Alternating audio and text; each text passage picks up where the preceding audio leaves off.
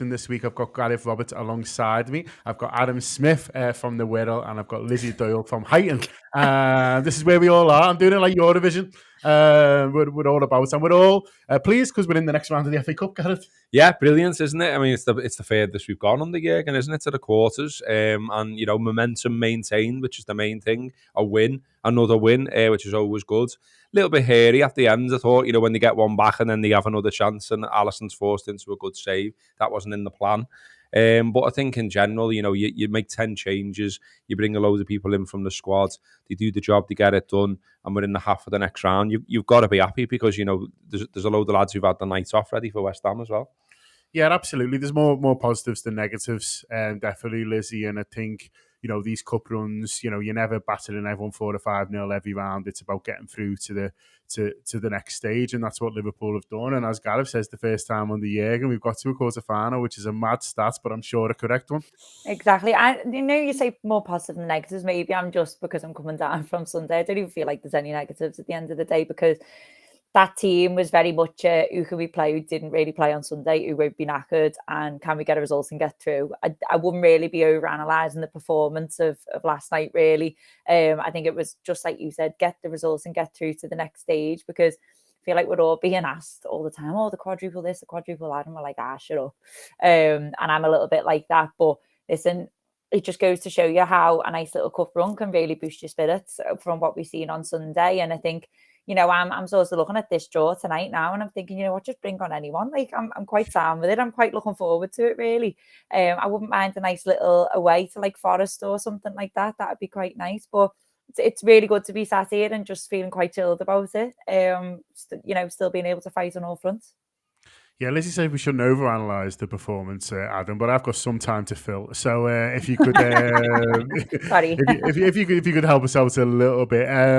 Like Gareth says, a lot of changes, and that always sort of affects how you play. But I thought they very much played like a Liverpool team. They got on top of Norwich, and it was only when they dozed off a bit second half that Norwich got a bit of sort of joy. But even then, after that, I thought we stepped it up again and were more likely to score a third than they were an equaliser. Yeah, I really liked it because Lizzie's no longer the producer. She's just like, forget it. I don't care. Let's not talk about this. Move on. Why have you even got me out of bed?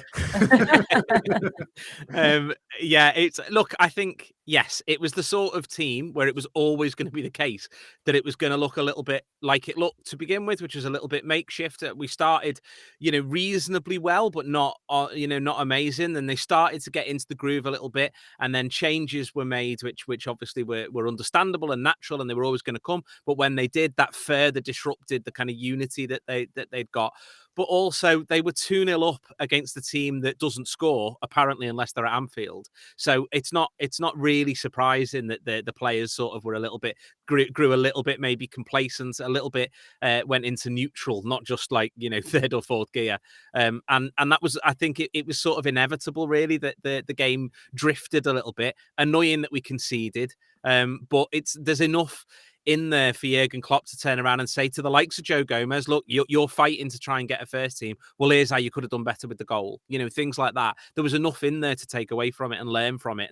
And that's part of the process that you have to go through, isn't it?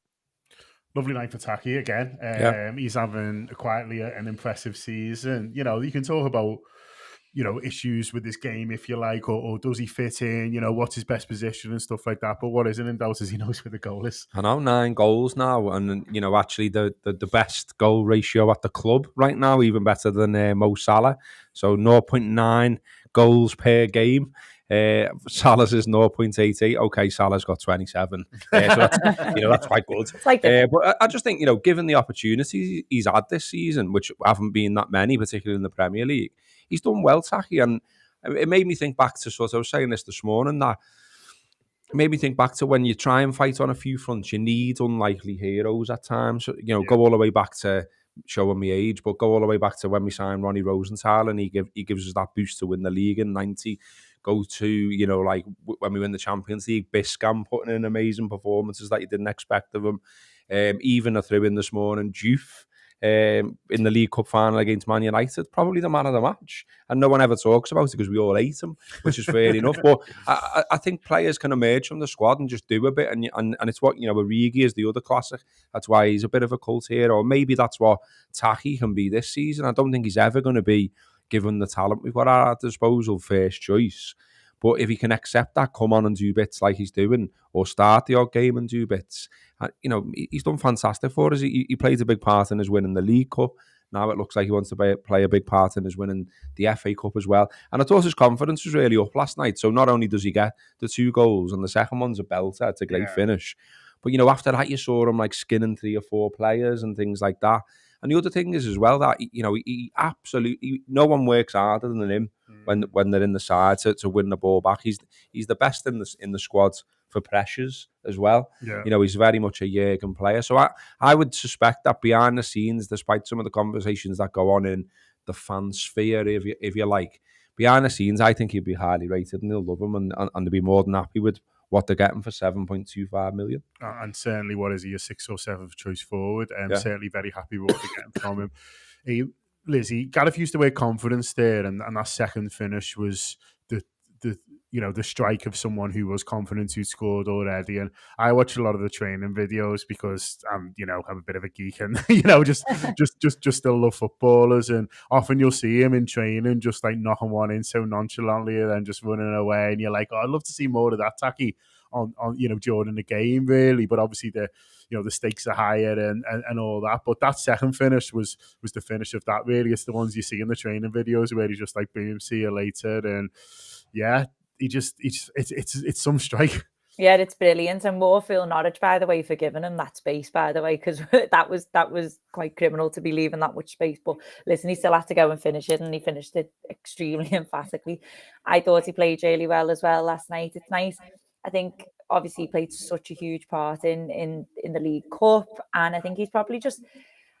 I think maybe this isn't a bad thing that he sort of knows where he stands a little bit, and I think that's all right if he's okay with that, and he's probably taking it in his stride and sort of taking ownership a little bit of maybe these games where he's going to be like, I'm going to be the one, I'm going to be the hero, or I'm going to be the main man in this game. And listen, someone's got to be it, so why not let it be TAW Minamino? Like you say, I think it's Neil who always says someone's always got to be the 21st man or whatever. And listen, he's not a bad player to have there as well. And I do think he's still quite lightweight in terms of what we need maybe for the first team. But I tell you what, against like a second string Norwich in those games, someone's got to go out there and put those goals in if we want to progress in the competition. And he was the perfect man for it last night.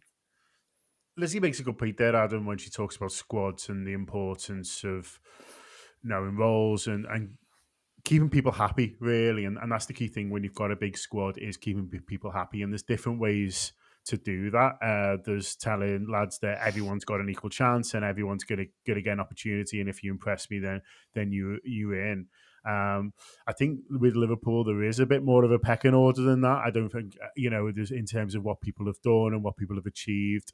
So the players who are a bit more on the resis, as they used to be called, need something going for them as well. And lots of games helps, and that's where going deep in competitions helps, because it becomes games for everyone. And Liverpool might get to a situation this season where they play every game possible. Listen, that's the dream, isn't it? It'll be 2 more finals, if we're able to do that. And so, if you are the likes of TAW, or Divock Origi or others who were involved last night, Chimikas, the way of keeping these guys happy when there is a bit of a pecking order established is going deep in these competitions and making sure there's opportunities there, and also giving them meaningful games to play in. Definitely. I think, a lot of Liverpool fans would have maybe said, okay, well, that's great, thanks very much, but Alisson comes back in for the final. But Jurgen Klopp knows what squad harmony means, and I think there's so much that he's done as a manager. There's so much that we would all praise him for, but one of the ones that kind of rarely gets spoken about is just how well he's managed the squad and squad harmony, and the fact that there are so many players that are, as you say, the fringe, the sort of the resis out on the edges, not really part of everything, but when they come in are giving their all and playing absolutely out of the skin, because he's engendered something in the whole squad to say, you are all part of this journey. And that was a little bit, you saw that with Minamino being pushed forward with the trophy lift and all that sort of thing, because the players are saying, no, we're here because of you. If we get to the FA Cup final, it's because of those 2 goals that Taki scored against Norwich last night. But unbelievable. I mean, I read a stat before that he is a goalkeeper has yet to save a shot from him. Every single shot on target he's had in a normal game has been a goal.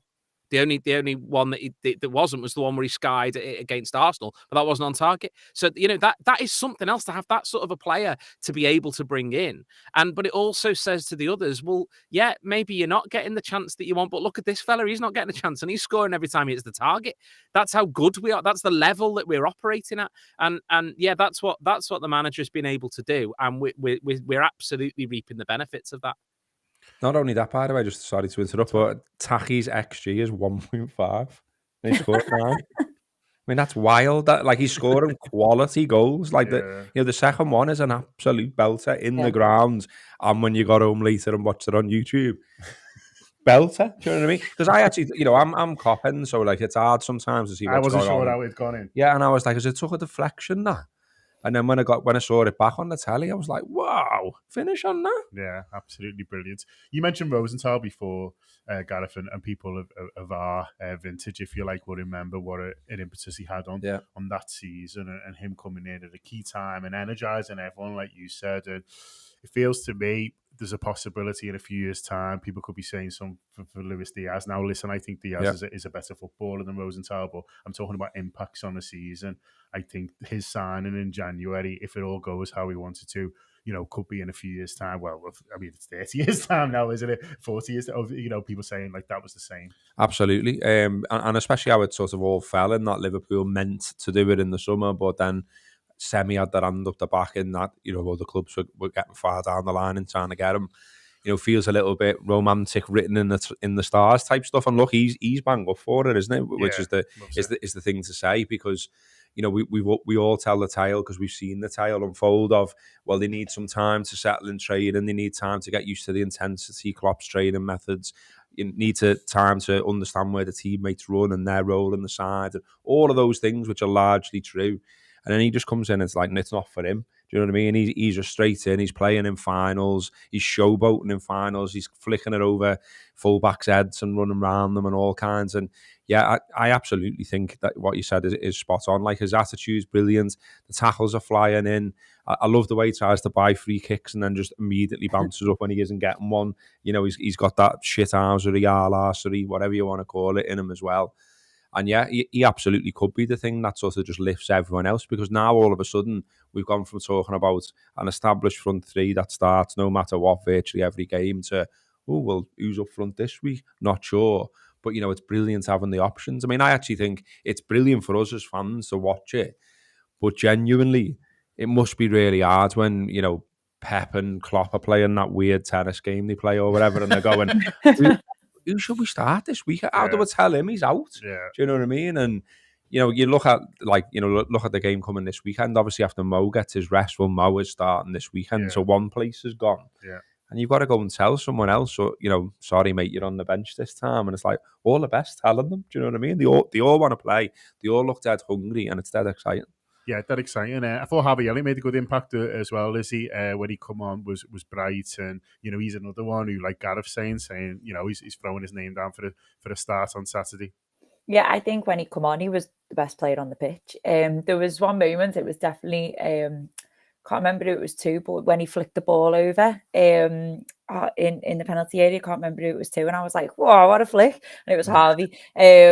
He's excellent, and I think we'd all obviously like to see a little bit more of him. But again, I mean, just watching the Trent interview a bit earlier, it's he talks about being patient and waiting your turn, and obviously he wasn't even included in the League Cup squad on Sunday, and then through an injury manages to get in and come on, and then this he doesn't start. Do you know what I mean? And he comes on, puts in a performance like that, and I think at the start of the season, he was getting started over the likes of Cater and stuff like that, and he could definitely put himself back in that position by performing the way that he did last night. I think he's got so much to offer. I think you can put him in the front three, you can put him in the midfield.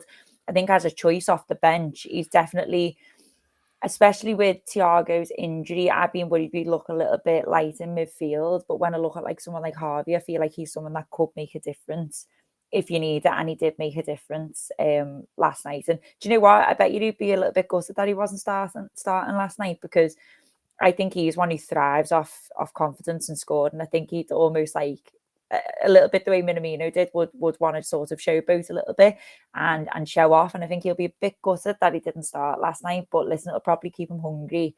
And it wouldn't surprise me if we see him in the next week or two coming off the bench again. Yeah, he might have been the only person on the ground who wanted extra time. Literally. Give me another 30 minutes to show what it's about. So the draws tonight, Adam, the reason I sniggered while you were last talking wasn't because you said anything wrong or funny. Was that Gareth Roberts predicted in the text that we're going to get Boreham Wood in the next round, so that made me smile. It should be said that the draw is actually going to take place before the Everton Boreham Wood game, so it'd be the most Everton thing in the world to get drawn against us and then just get beat by Boreham Wood. That'd really enjoy me if that could happen, but. I mean, you can predict, how the balls are going to lie, but the point is, no one will want Liverpool, will they, Adam? No one will, which is obviously a great place to be. I have to say, I want to win the FA Cup, so I want the easiest draw at home. Like that that's it. Whoever is the easiest team, effectively on paper, that's who I want, and I want them at home because I just want to win. I don't like. I know where Lizzie's coming from, saying, "Oh, a lovely away to Nottingham Forest would be great and everything," and it would.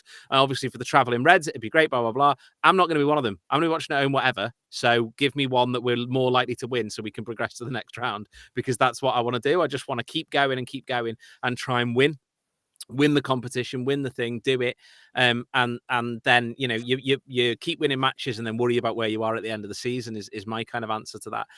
But look, as you say, we're in a really good situation to be a team that nobody else wants to get. So, Brill.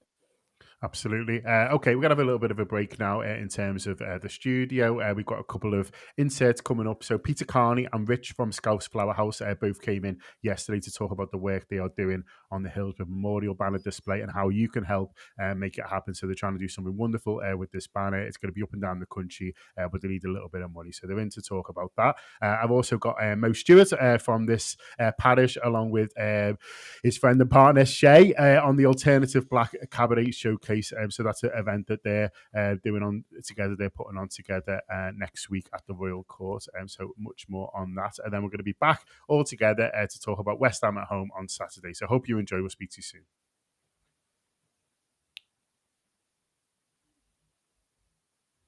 I think we're just going straight through. We'll go straight through. Okay, we'll go straight through. No, I'll do it again. I'll do it again for the insert. Blah, blah, blah. Okay, if you're live, you got me just gibbering about not knowing what was going on. If you are on the podcast, I'll just pretend I was seamless and brilliant and knew exactly what was going on. We're going to talk now about West Ham on Saturday. But before that, I just wanted to bring your attention to something that is happening around the Inter game. So Francesca Heaton, the best goalkeeper in her family, is looking to go to a tournament with her fantastic football team. All-conquering Formby. They battered everyone in the Merseyside area. So they've got to send the team from bloody Mars to play them. Well, not quite, but they're going to North Wales, but they need a little bit of money because these things are expensive. I think it's overnight and stuff like that. Crosby Stewart under 10s, mate. Andy's telling me now. So they need to raise a bit of money to go to this tournament, to batter everyone and to be champions of the world. So you can help them with that. So they're going to be doing bucket collections in Taggy's Bar, which is on Anfield Road, before the Inter game. I was going to say before and after, but if they're only 10, probably not after, to be honest with you, but definitely before in Taggy's. So if you go in the Inter game and you're having a pint, first of all, Taggy's is a boss place to go to. Webster's off and on and stuff like that, and the ale's great. But also, if you can, empty your pockets a little bit, throw some change in the bucket. Andy promised me he's going to be putting his aftershave on and grabbing a bucket and helping out as well. So if you can do that for Crosby Stewart under 10s, that'd be brilliant. And Andy's promised he's going to hot mic the whole thing as well, so that'd be good too. That is not true. But anyway, but before into Gareth, we've got West Ham, and it's a massive game. And I like that we're playing first. Yeah, and I like that it's at R5, and I like that West Ham got knocked out the FA Cup, and I like that David Moyes is fuming, and I like that it looks like their season is starting to fall apart a little bit. I don't know if you've seen his post-match interview. very angry, very not happy. I remember when he was all serene and I was like, "Oh, David Moyes has changed." That's what I mean. He's gone back to the old version of himself, the fella I know and hate. Look, I was quite surprised that he sort of had this little, late summer in his career. I kind of thought he was done after United, and then here he is getting plaudits with West Ham. But they shouldn't have gone out in the manner that they did last night. They haven't won a trophy since 1980. And I don't think the fans are very happy about the manner that he did go out, and neither is he. And he's actually absolutely destroying the goal scorers in the side, saying we didn't look like we were going to create anything, didn't look like we were going to score. And we look at the recent games, all the XG is not great. The sides that they've won are mainly the sides that they've beaten. Are sides you would expect them to beat. No great shake. So they've gone from being a side that everyone was saying, "Oh, these could get in the Champions League" and all this kind of stuff, to what's happening there. It's looking like it's unraveling. And I think we're playing them at a good time. I think like I said before, we've rested our big stars, so they should be fit and fired and ready for the weekend and ready to go. I think it's good that it's R5 for us. We all enjoy an R5. You can have a little pint before, get yourself in the mood, and then this time of year it's still kind of under the lights. So yeah, it's all good. I'm really looking forward to it, and I think as well it's worth saying that we are the only unbeaten side at home in the league. We've been phenomenal again at Anfield. Only conceded 7 goals all season at home in the Premier League. So rather than talk West Ham up, which I definitely just didn't, I would rather say, imagine what they're thinking about coming here. They will be very, very worried about coming here. And I expect Moyes to be Moyes when he comes to Anfield. Not a great record there. I mean, as Gareth says, Lizzi very eloquently, lots of things point to a big performance from Liverpool on Saturday and a win. The kickoff time is one we like. The home record is phenomenal. And Liverpool, we know we're in a title race now. We know how this goes, and the determination's there. We've got players vested, Mo Salah with a week off, a few others as well. Obviously, Sadio Mane just gets a little bit of a run at the end. You'd expect him to come in sort of similar to Luis Diaz, really. Fabinho gets a night off. It's all pointing, you'd like to think, to a big Liverpool performance, and that normally leads to a win. Yeah, it does. I think as well, off the back of Sunday, you could see sort of the hunger. It wasn't just winning a cup final to me. I think what I saw in the players and the way they were celebrating and the way they were talking, and Mo Salah on social media, it was very, this is a kickstart now. And I just think these will be I think they would have wanted to have played this game, maybe not on Monday, because maybe some of them had a non-alcoholic beverage on the Sunday. I just feel like they really just want to get this game underway. And this is probably the best time to play West Ham, I'd say. However, it's still not going to be easy. I think it's all pointing in our direction because of how good we are, but it probably helps us a little bit that West Ham played a strong side last night in the FA Cup, so hopefully they're a bit tired and got a few heavy legs in there. I was really hoping that one would go to extra time, just to put a bit more minutes in their legs. But listen, they've still got some really good players. They are still fighting for in and around Europe. But if you do look at the recent form, like Gareth said, some of the wins, it's like a 1-0 over Watford. I think they only drew with Newcastle and Leicester. Great past Kidderminster Harriers. They look a bit wounded at the moment, and I am fully confident with what I've seen from us the last couple of games, and especially now with our options that we've got.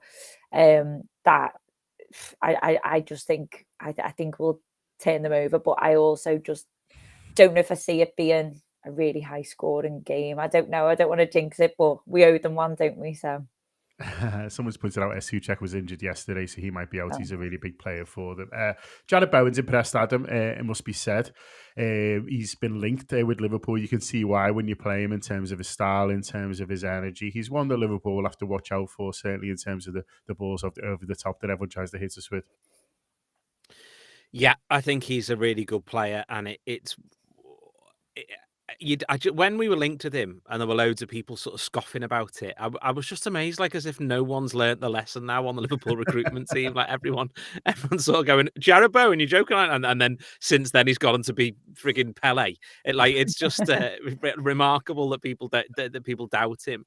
But look, I think this Liverpool team is a very, very good side. And it doesn't really matter who we put out. It's a very, very good side this season. And it feels a little bit like, it's to use like a sort of cliche of philosophical statements. It's a little bit like the only team that can beat Liverpool is Liverpool themselves. If they go into a game with the wrong mentality, that's the only thing that I think will put us under any pressure. I think West Ham are good. They can cause you problems if you let them, but the if you let them is the important part. And this Liverpool team feels like one that isn't really letting teams do much of what they want at all. So I'd be really disappointed with anything other than a win, because we're so good and they're perfectly fine with a manager who feels a little bit like the bubbles burst on him after everyone was praising him to the high heavens last season. So yeah, Bowen's a player that can cause you problems, but this Liverpool team has faced better players than Jarrod Bowen and dealt with them perfectly okay.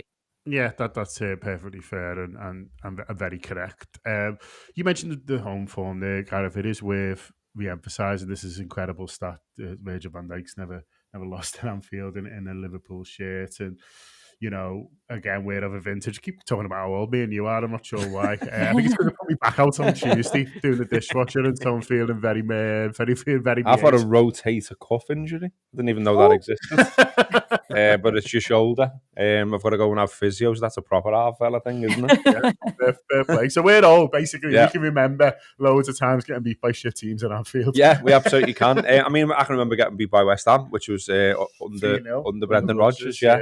But that is the only one in 48 games against them at Anfield. Like, their record here is not good. And if anyone knows West Ham fans, they'll know that they do sort of dread coming here.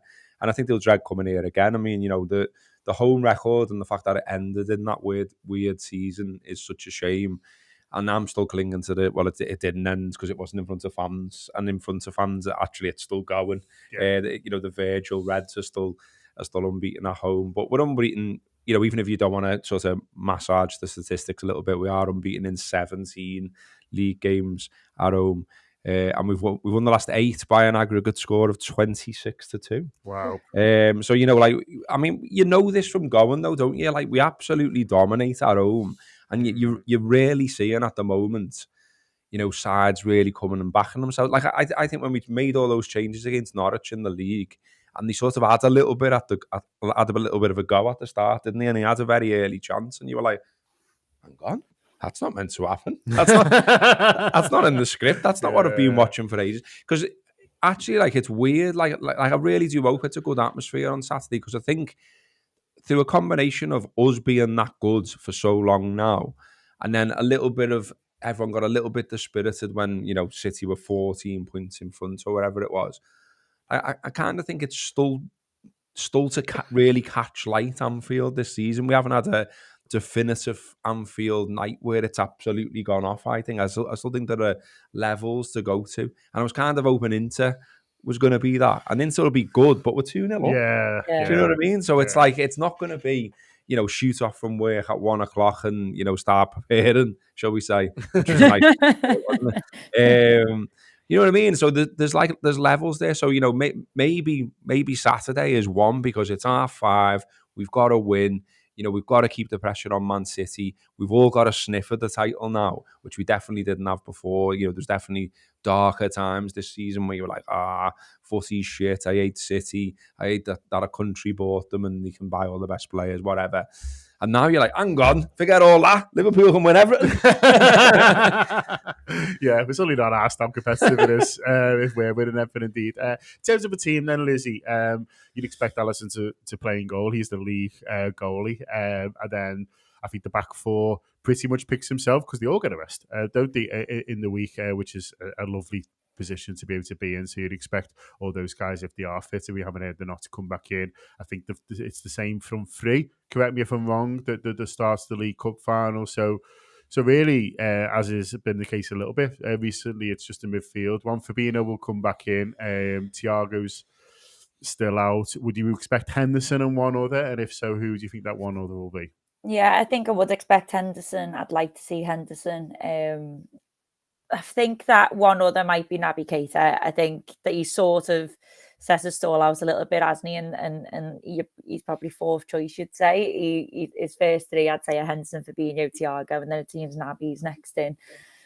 I wouldn't put a past Jurgen to do something a bit mad, but I think especially at home as well, Naby might be the player that he's throwing in. And at the back as well, I think it could be either or Konate or Matip. And do you know what? I'm so relaxed about whichever one it is alongside Virgil. That's the only position really with the question marks, isn't it? But I can't see like an Oxlade-Chamberlain or Curtis coming in. But you never know with Jurgen Klopp, do you? He could throw Curtis in, and I'd be absolutely sound with that. But I'm presuming it'll be Naby. I think he come in cold, didn't he, on Sunday? But he did start to warm up into the game, and it's probably the right decision to change him, not necessarily because he played bad, just because of what we needed. And we know that when he's on his game, he's absolutely brilliant. So if he does play, fingers crossed, he'll have a boss game. But I do think it'll be Naby alongside them. Yeah, the Saturday-Tuesday thing is interesting, Adam, in that I think, a few weeks ago, even he or you asked us, you might have expected, him to rotate a little bit to try and be sort of equally strong in both games, if you like, but we're not necessarily playing the same 11.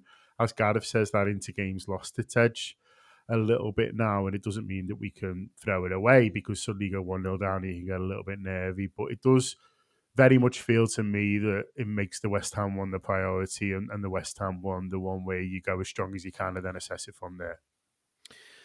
Yeah, I think so. But look, the joy of this squad at the moment is that, as Lizzie says, if there are changes, you're not looking at it going, oh, that's a bit of a risk. Why has he done that? The barely feels like a team of the court of, between the main team and the Rezzies, to go back to that. There doesn't seem like a team that if we put out, I'd be sat there going, oh God, that's a risk. Like, I think that I would be very surprised if it wasn't the team that started the League Cup final bar Alisson in for Kelleher. I think that's pretty much it for me. Because it is the strongest, probably the strongest team on paper when TAW goes out. And then you go, you win that, and then you worry about who needs to be changed a little bit for Tuesday. As always, game state dictates these things, doesn't it? If we're 4-0 up with half an hour to go, you can make 3 changes and know that those 3 players will be rested for the rest of the game. If we're having to go hell for leather for 93, 94 minutes to try and get the win, then there's going to be more players that need to be rested, on the Tuesday, perhaps. But going into any game with a 2-0 lead effectively is always a nicer position to be in than being 2-0 down or drawing. So I think, the manager will look at it and go, yeah, we can go strong in both games. Even if I end up making 6 or 7 changes, we'll still look really good going into it. So I think that's what he'll do personally. Yeah, we shall see. Just a couple of little bits of admin before we ask everyone for a prediction. First of all, Stevie LFC says, when you guys doing the Belfast show want to go? So there's an insert in this as a podcast, which lets everyone know all about it. But if you listen to the podcast and you missed it for whatever reason, or you're joining us live, basically if you go on Eventbrite, we're doing 4 shows over in Ireland. Yeah, I'm not sure who's going. Yeah, do you know? Are you going? I think I'm going the ones in the north because we're doing a squad rotation system, aren't we? Because yeah. four shows. And also because, the ultimate professional, but it's just the way they fell because they've only just been guaranteed. And then when Craig sent me the dates, I was like, oh, lad. He's like, what? And I'm like, well, the Saturday for tickets for the Coral. So I'm doing so I think Thursday, Friday, I'm doing the 2 in the north. And then, which I'm sound with. I really like Belfast and I haven't been to... What's the other place in the north? Can't remember. Warren Point. Yay! Get in. I mean, I should know because I've literally got relations there. I've only met when I was really young, so it'd be good if they came. Might send them a message, or might not. I don't know. See what happens. But yeah, I think I'm going to do the 2 in the north, and then I've done Cork before, which was absolutely brilliant. Done Dublin before, which was absolutely brilliant. Not being to Warren Point. Belfast's great. It's always great when we go to Ireland, isn't it? Full stop. I think it's worth saying. It's like, there's some of the best live shows that we've ever done have been in Ireland. Always a good crowd, always a good crack. And yeah, we're all looking forward to getting out there again.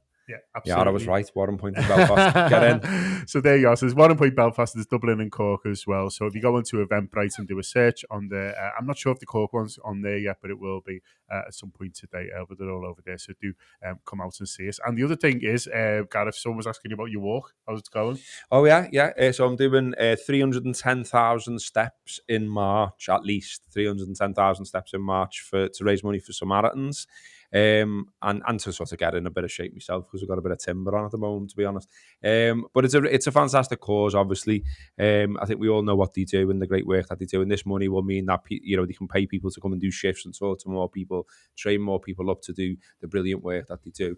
And yeah, I've done the first 2 days. I've done 34. I was up to 34,000 steps, I think.